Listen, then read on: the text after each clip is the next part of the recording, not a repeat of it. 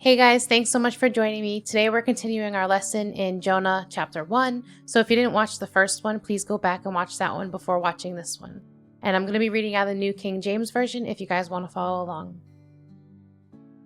Then the mariners were afraid, and every man cried out to his God, and threw the cargo that was in the ship into the sea, to lighten the load. But Jonah had gone down into the lowest parts of the ship, had lain down, and was fast asleep.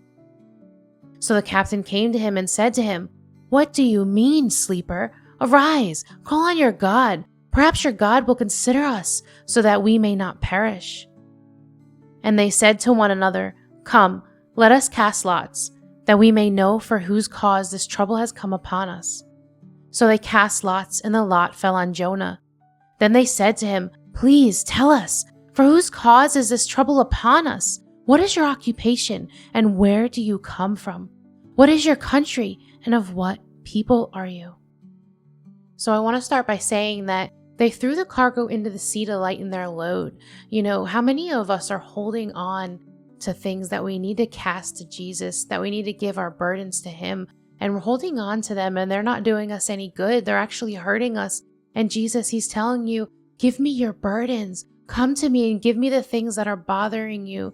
But instead, we hold on to them as if they're doing something for us. We get comfortable with them, and for some reason, we just won't let them go. It's like they've become a comfortable thing to hold on to, but we need to realize that they're hurting us, they're harming us, and we need to give them to Jesus. He tells us to come to Him and to cast our cares on Him, to give Him our burdens, and He'll give us His, which are light and they're easy.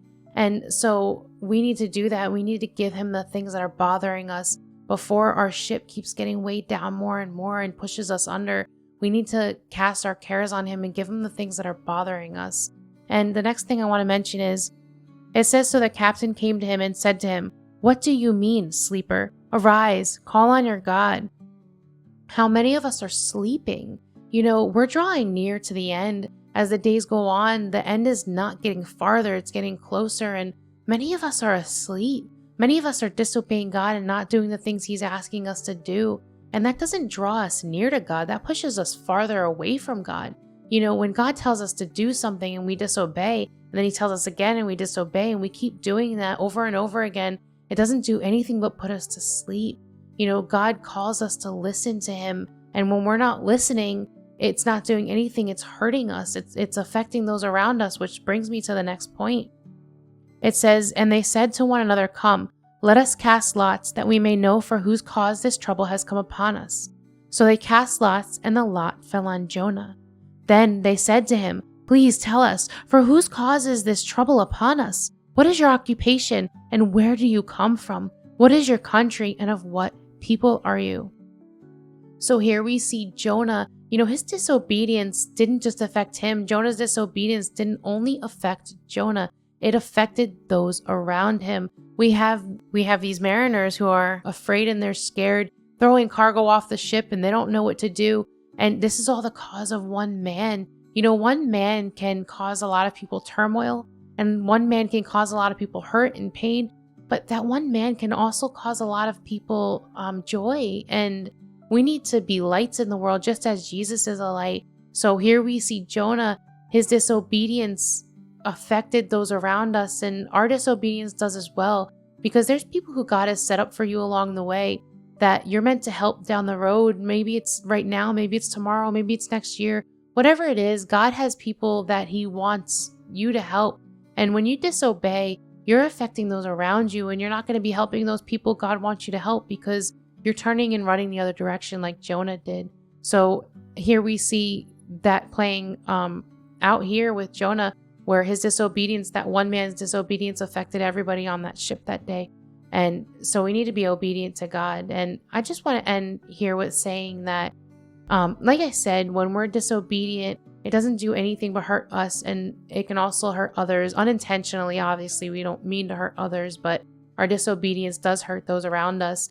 And we're called to be lights in the world. Jesus was a light, and He wants us to be that light too. He lives in us, and He wants us to be the same light that He was to everybody else when He walked this earth. He spoke to people. He didn't allow people to deter Him. He didn't allow fear to overcome him. And make him not speak to other people. Even when people were after him, searching to kill him and trying to make him king, and what happened, he still went on and he still preached. He didn't stop. He still went, even to the point of death on a cross. He died for us, and he didn't have to do that. That was in his hands. It was in his hands to lay his life down, and it was in his hands to pick his life back up again. That was up to him. It was up to him to lay it down, and he chose. He chose to die for us, and we need to do the same. We need to take our cross and we need to follow Jesus. Whether it's difficult, whether it's hard, whether other people come against us, no matter what it is, we need to follow Jesus and be the light that this world needs. There's so many things going on these days, and this world needs more light, but we're sleeping and we're not doing the things we're being called to do because we're afraid and we're scared and we're fearful, and we let anxiety take over us, and we need to push that aside. And we need to run through it, and we need to just keep walking towards Jesus and for Jesus, because that's what we're doing all this for in the first place. That's what I'm doing it for. It's for God. It's to lead other people to Jesus. It's to help people who are hurting. It's all circled around Jesus. God is the reason that I do what I do, and God is the reason that you should be doing what you do. So whether it's painful, I look at it like this. We only live for, let's say you live to be 70. Obviously, we don't know how long we live, but if you live to be 70 years old and you spend those 70 years, even if you spend those 20 years, I don't know how old you are, but however much time you have left, you spend those years, maybe it's hard for you to do whatever God's calling you to do, but you do it anyways. And you got to realize that it's such a small amount of time that we're here on this earth compared to eternity.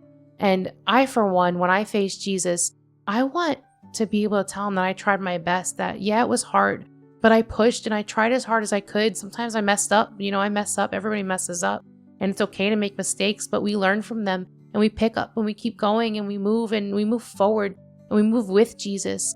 And so the time for eternity compared to the time we're on this earth, it's so short. The time that we're alive is so short. And we need to be doing the things God's calling us to do, because there's going to be that day when you don't have that chance anymore. You don't have the chance to be obedient or to turn away, to be disobedient. You won't have that choice anymore. And when you meet Jesus, it's not going to be like you're not going to say, well, I was afraid, so I did nothing. It's like the man who hid his talents in the ground. You can't hide what God's giving you. He's giving it to you for a reason. Don't hide them. Multiply them. Use your talents God's given you to save others, to help the hurting, to find the lost, and to ultimately lead them to Jesus. It's not even about us. It's about Jesus. Whatever we do, let it be for Jesus.